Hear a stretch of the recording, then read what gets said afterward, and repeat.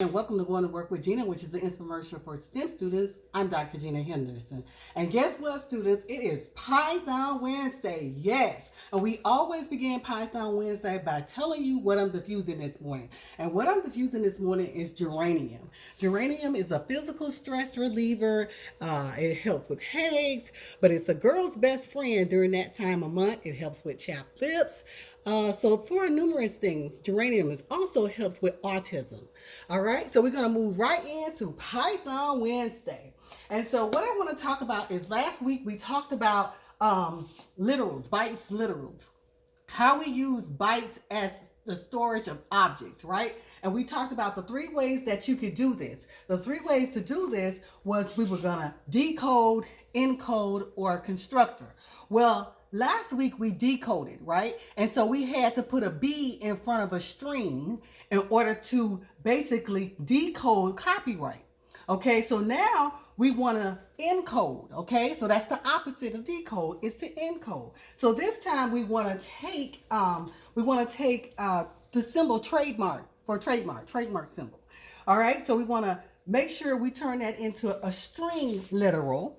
Okay, and this time the symbol in Python is U21222, okay? And see, then when we tell it to print out string literal, it prints out trademark with the TM, okay? So now we've started at that point.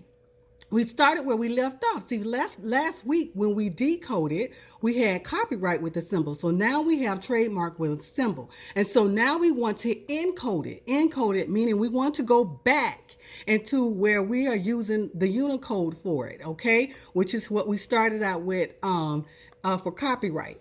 So we go bytes encoded. We're going to say that's equal to string literal, and we're going to encode. And the encode symbol is open parentheses, okay?